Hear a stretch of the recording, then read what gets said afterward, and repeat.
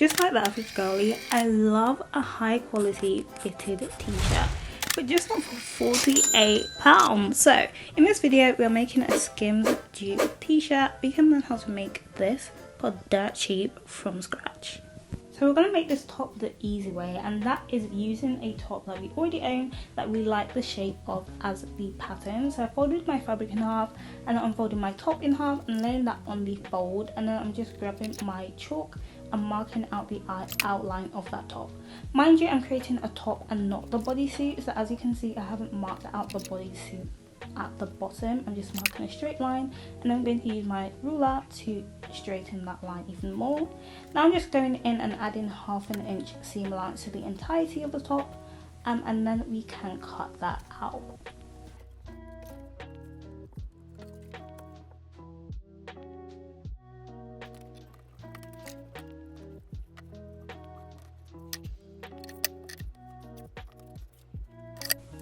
Now I wish I was on that ASMR vibe, because this scissor cutting thing, like, it sounds so relaxing, but I cut way too slow, so let's speed it up. Once we have that first piece cut out, we're going to use it as the basis for cutting out the second piece. So as you can see, I'm laying it on my fabric. You want to do it this right side facing, if you can figure out what side is the right side. I couldn't really, but you want to make sure that you lay that on top and then cut around it so that you have two identical pieces. Now what we're going to do, we're going to grab one of those pieces, which is going to be our front piece, and we're going to fold that in half, and then that front neckline marking that we've made, we're just going to make sure that we add seam allowance to that, and then we can cut that out as well. So again, I'm just adding 1/2 inch seam allowance and then cutting that out. Now it's time to cut out the sleeves. I'm literally following the same process of folding my sleeve in half and making sure that the stretchy side is parallel to the side that we're folding here, if that makes sense. And then we're going to mark out the sleeve. We're going to add our 1/2 inch seam allowance to all the sides, and then we can cut that Once out. You've made those initial markings on the sleeve pattern, you want to grab your French curve and neaten up those lines as much as possible, just so that it mimics the actual curve of the t-shirt, because sometimes that can kind of get lost when you're tracing it out. So yeah, just bear that in mind. Make sure you use your ruler or your French curve to neaten up those lines. And then granted, I'm going back in and adding my seam allowance, and then we can cut that out and repeat that for the second sleeve.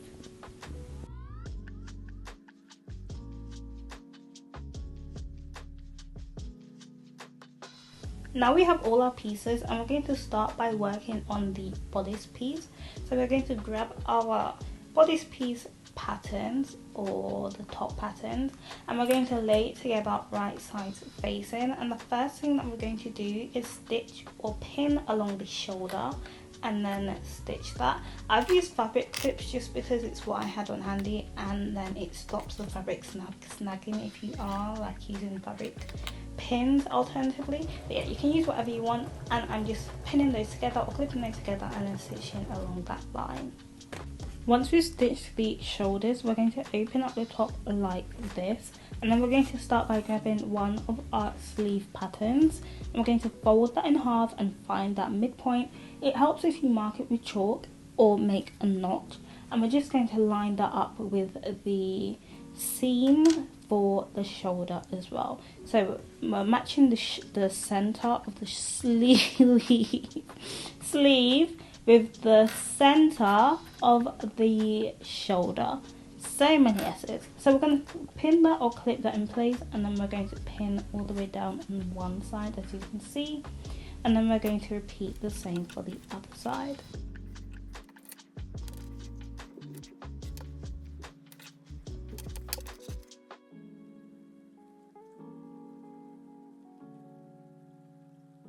A tip for sewing sleeves: so start by stitching from the center of the sleeve down to the armpit on one side, and then doing the same for the other side.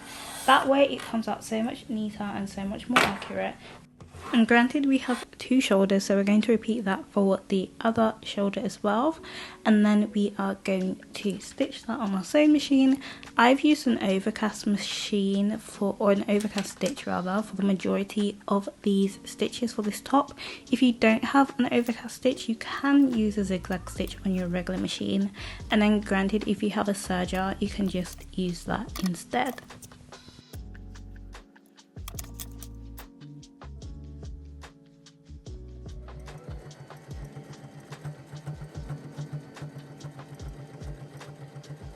Now we can connect the side seam. So to do that, I'm starting by pinning the armpits together, and then again, a tip to make it easier to stitch this as neatly as possible: start by stitching at the armpit and then stitching down, and then stitching from the armpit again down the sleeve, and that way it's going to make sure that those armpits are lined up exactly and symmetrically, so the end result of your top comes up so much neater as well, and it gives you less room to kind of like mess up or for the fabric to shift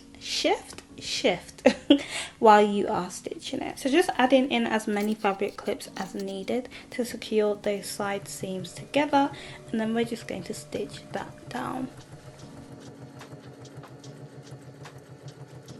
For the neckline, I decided to add bias around the entirety of the neckline instead of just folding it and stitching it down. So what I'm doing here is I am grabbing my tape measure and I'm just taking my time to measure around the entire circumference of the neckline of the t-shirt. So that's for the front and the back. And then what I'm going to do is cut out the length of that on a strip of fabric, and that's going to be a bias strip. I think my neckline was around 20 inches, so I'm marking that out on a piece of fabric. As you can see, I folded that in half, so I'm cutting and fold. So instead of marking out 20 inches, I'm marking out 10 inches because again, it's cut and fold, so it would be half of that. As you can see, I ended up cutting off the selvage of the fabric just because we don't want to include that in the bias strip that we're creating here. So yeah, we're cutting out 2.5 inches for the width and then 20 inches for the length.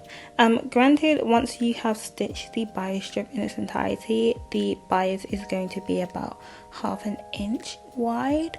So bear that in mind. If you want your bias to be a bit thicker, then cut out a longer width, and then the length again is just going to be the circumference of the neckline of your top. So once you have those measurements, you want to cut it out, and then you should have a long strip like this.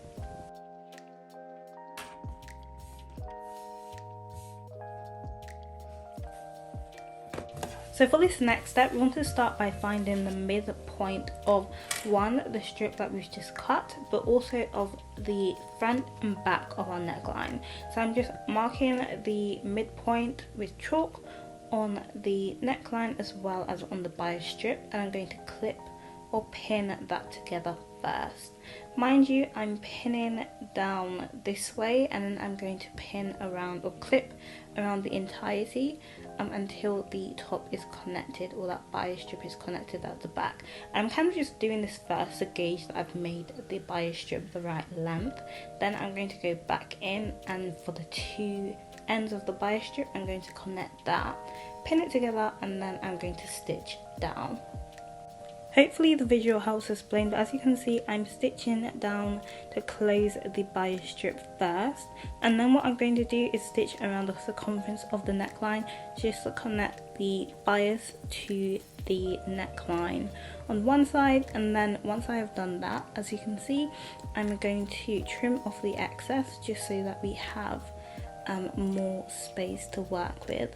And then what I'm going to do, I'm folding my bias strip once, and then I'm folding it again, and I'm going to pin that in place, as you can see. So I'm folding it once and then folding it again, and I'm pinning that in place, and I'm doing that around the entirety of the circumference or the neckline, and then we can stitch around that as well.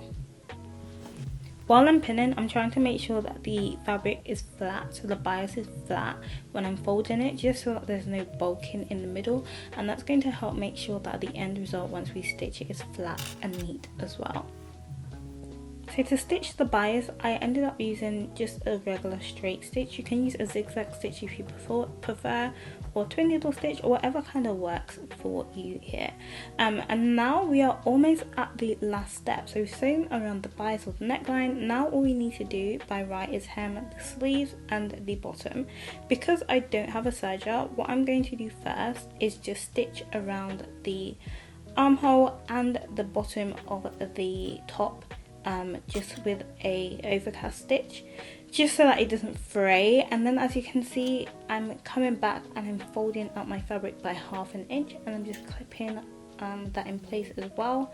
And I'm going to do that one for both of the shoulders, so the hem there, and also for the bottom of the top.